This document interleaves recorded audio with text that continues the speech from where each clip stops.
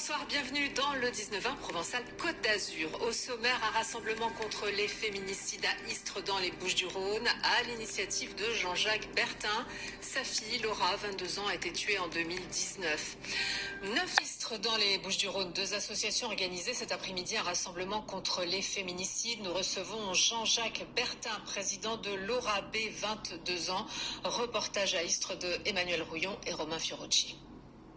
51 ans. 93 bougies et 93 boules de Noël pour les 93 femmes tuées par leurs compagnons en 2020. Emmanuel, 41 ans.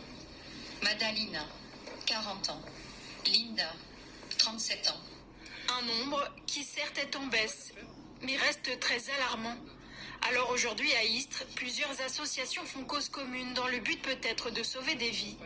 À la tribune, Jean-Jacques Bertin, dont la fille Laura est morte l'année dernière sous les coups de son petit ami. Elle avait 22 ans. Ma fille, c'est une personne qui aimait la vie, qui était heureuse. Et aujourd'hui, la retrouver ou essayer de casser sa vie, c'est compliqué parce qu'elle ne méritait pas cette vie, en fait. Elle ne méritait pas de mourir. Et mourir aussi jeune que ça, mourir alors qu'en fait, elle avait tout l'avenir devant elle.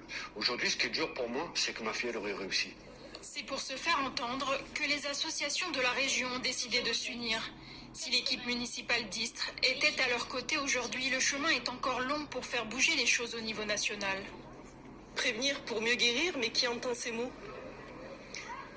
Nous, l'action, on la met en place et ensuite, on espère justement se faire entendre. Et justement, aujourd'hui, nous avons décidé de se réunir en partenaire avec l'association Laura B, 22 ans, justement parce qu'on se dit que si on était tous regroupés, les associations, si toutes les associations se donnaient la main sur cette action, on pourrait, oui, se faire entendre. 140 femmes en moyenne meurent sous les coups de leurs compagnons chaque année. C'est une femme tous les 2 jours.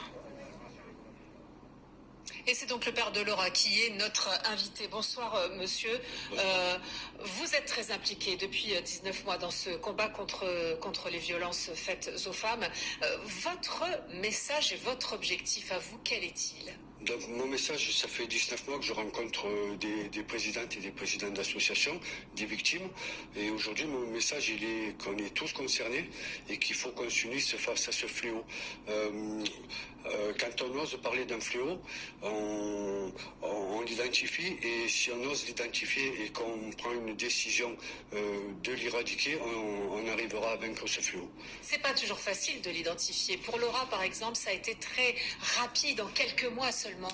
Alors, ça a pu être compliqué à un moment donné. Aujourd'hui, c'est plus simple parce qu'en face à un fléau, on a mis un mot qui s'appelle le mot féminicide. Féminicide, c'est tuer une femme parce que c'est une femme. Dans le cas de ma fille, c'est un réel féminicide parce que c'est en 5 mois. En 5 mois, entre le moment où on séduit une femme et le moment où on la tue. Donc, c'est un féminicide. Comment vous allez faire pour toucher ces femmes ? Qu'est-ce que vous voulez leur dire ? Déjà de s'exprimer, ce que Laura n'a pas fait. Alors voilà, le combat, il est en plusieurs étapes, mais déjà, il faut oser en parler. Il faut que la peur change de camp. Aujourd'hui, c'est les victimes qui ont peur. Les victimes n'ont pas à avoir peur. Aujourd'hui, il faudrait que ce soit les coupables qui aient peur. Ça fait partie de notre combat. En face au mot féminicide, on se bat pour qu'il y ait une peine. Et une peine, c'est une perpétuité réelle. Elle existe en France, il suffit de l'appliquer. Il y a des lois et il faut les appliquer.